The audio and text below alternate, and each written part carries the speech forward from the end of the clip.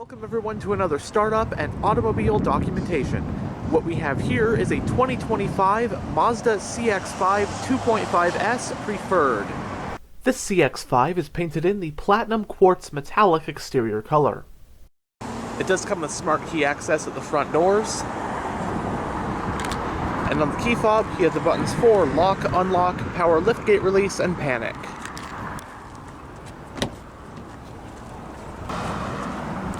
Storage and bottle holders in the front door panels. Of course, power windows, locks, and mirrors. This one has a black interior, and the preferred trim level adds leather seat upholstery.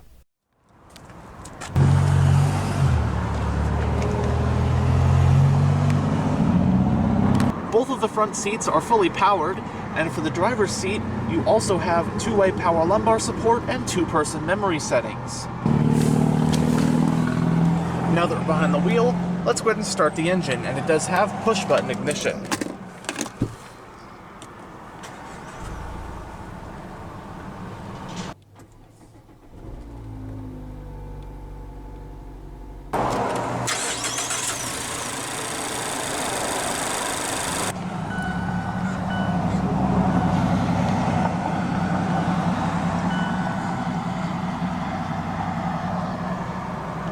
The Mazda CX-5 is a compact crossover that targets rivals like RAV4 and CR-V. The CX-5 made its debut for the 2013 model year, replacing both the Mazda CX-7 and Mazda Tribute. The CX-5 is currently in its third generation as of the 2026 model year. In its relatively short lifetime, the CX-5 has quickly become easily one of Mazda's best-selling models ever. In 2023, Mazda launched another compact crossover in the CX-50. The older CX-5 model is, however, still continuing on as well alongside the CX-50, even entering a third generation for 2026 as alluded to. So this 2025 example represents the second generation of the CX-5, codenamed KF, which was produced from model years 2017 through 2025, giving it quite a long production run. Mazda has, as one would expect, given numerous refinements, new features, and updated trim levels over the years to the second-gen CX-5 to keep it competitive. One big update was the mid-cycle refresh for 2022, which included some cosmetic revisions, redesigned seats, along with some enhanced tuning to the transmission and suspension for improved driving dynamics. All-wheel drive also became standard for 2022. As for the US market 2025 model year CX-5, there were 8 trim levels to choose from, ranging from the base 2.5S to the range-topping 2.5 Turbo Signature. This 2.5S Preferred is actually the third lowest trim, but it's still pretty nice with plenty of amenities. I think of it as kind of an equivalent to a Toyota RAV4 XLE or a Honda CR-V EXL. Two 2.5-liter inline-4 engines were on offer, the one in lower trims like this one being naturally aspirated with 187 horsepower, and the one in higher trims being turbocharged with 256 horsepower. Standard across the range are a 6-speed automatic transmission and I-active all-wheel drive.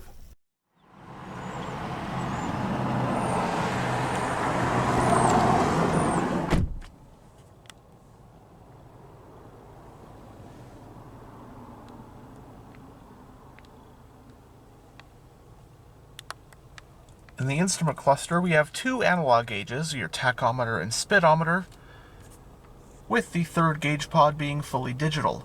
And the info display you can go through via this button on the steering wheel.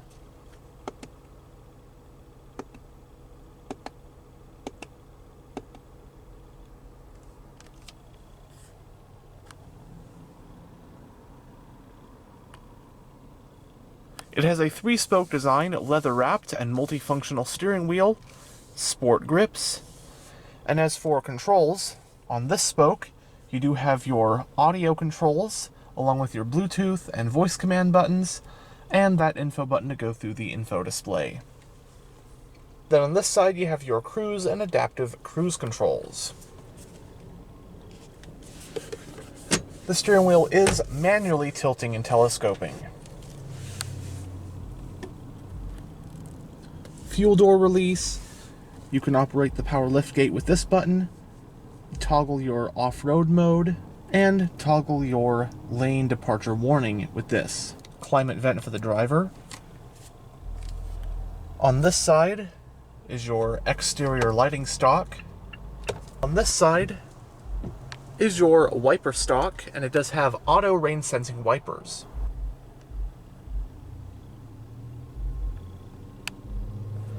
So, going down the center of the interior, you have your infotainment screen right here. We will go over the system more in a bit.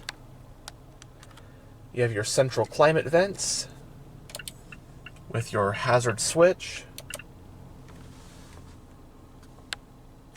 passenger airbag indicator. You do have dual zone automatic climate controls. All the controls are right here. You have your temperature for either side, auto and sync, different zones, fan speed. Both front seats are 3-stage heated.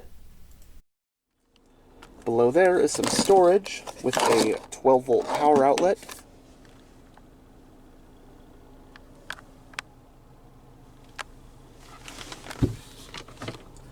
Entering reverse does reveal a backup camera.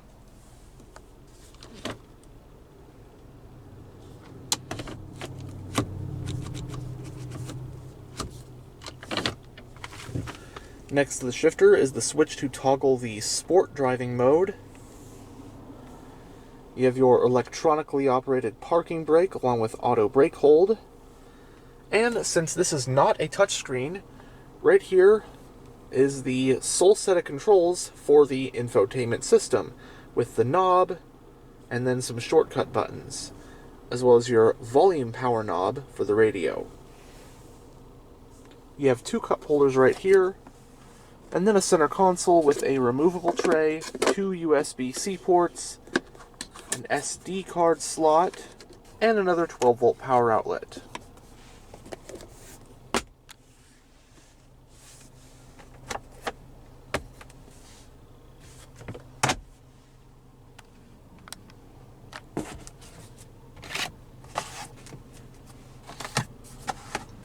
You have vanity mirrors, lights, and extensions for both sun visors.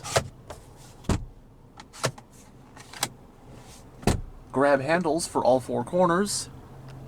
You have an auto-dimming rear-view mirror with garage home link. And as for the overhead console, you have a sunglass holder, reading lamps, and the power sunroof controls. It is one-touch automatic. And finally, here is the infotainment system in this 2025 CX-5. Now, as you can see, as I've said, there is no touchscreen in this car. Anyways, here's the infotainment system. You have the main menu. So under info, you have your fuel efficiency monitor, then vehicle status monitor, including your maintenance and that kind of stuff.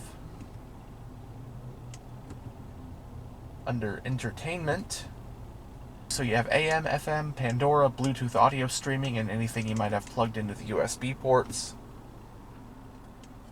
Favorites. Then your audio settings as well. Equalizers.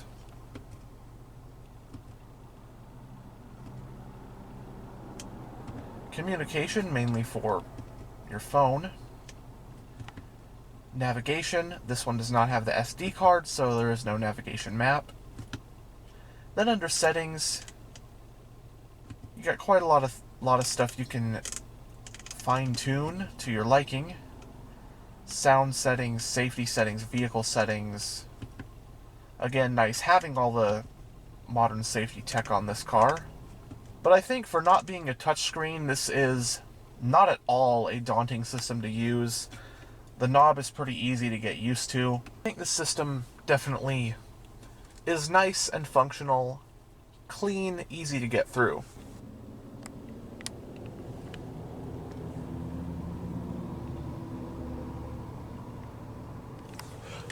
But now we'll roll down the driver's window and have a look at the engine bay.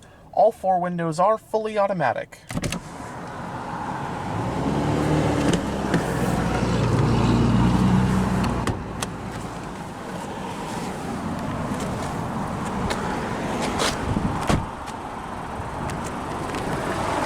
This preferred model rides on 17-inch 5 split-spoke alloy rims.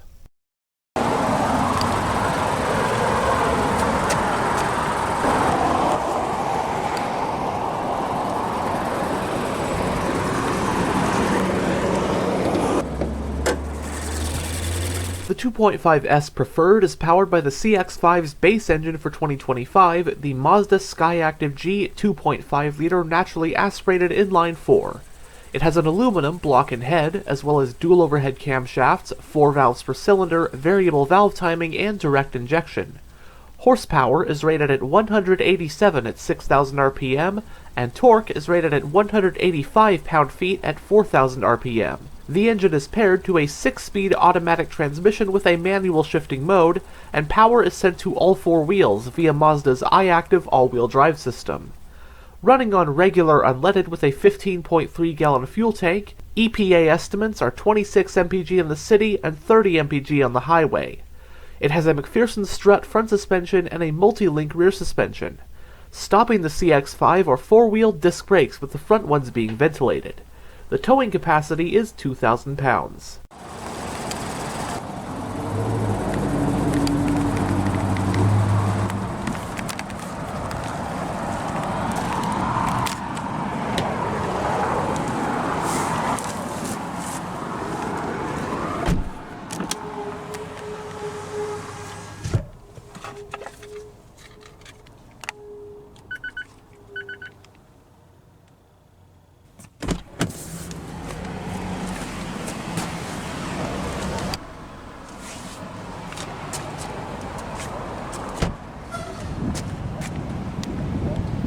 The fuel cap is on the driver's side.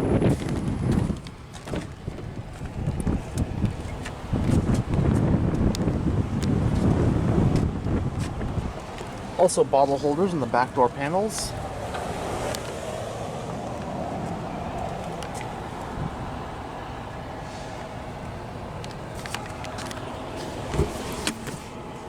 Split folding rear seats.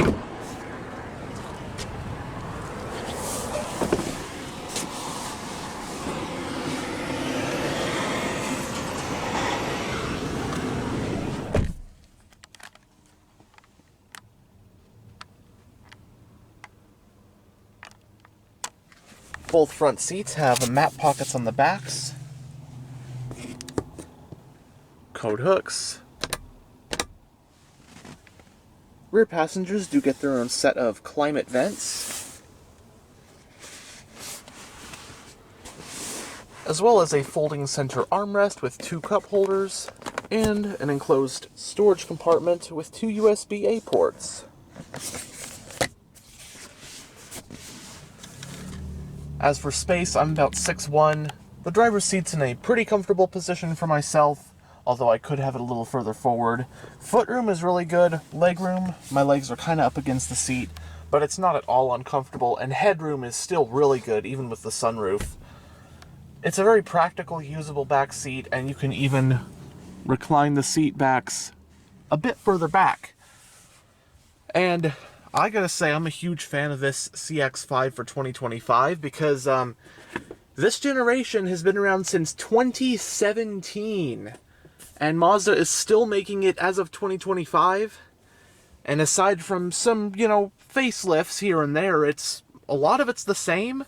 But I actually think if you want to buy a brand new car and you know it is tried and true, they've been making it for a long time. It's not something new where there might be problems. No, this generation's been being made since 2017.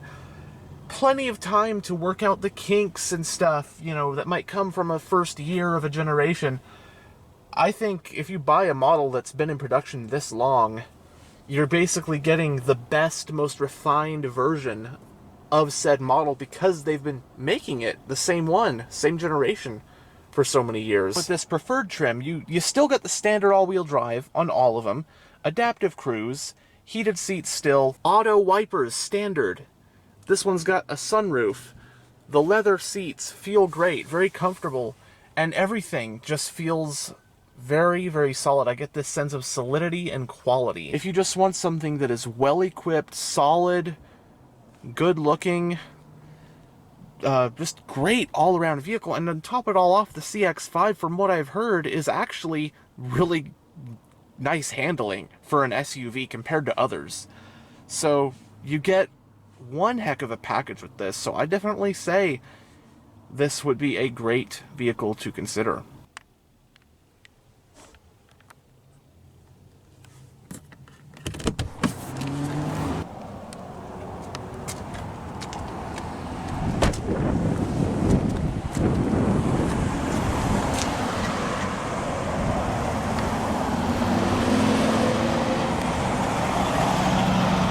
Dual exhausts, your rear wiper,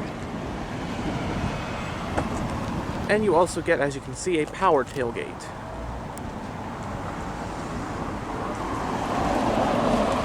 With the back seats up, the CX-5 boasts 29.1 cubic feet of cargo space.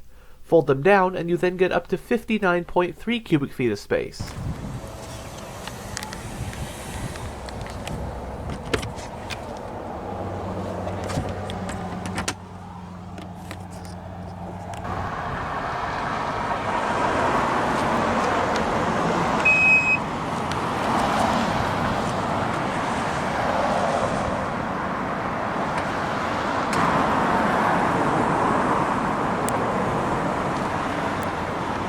Anyhow, thanks for checking out this tour of this 2025 Mazda CX-5. And as always, stay on the lookout for future tours.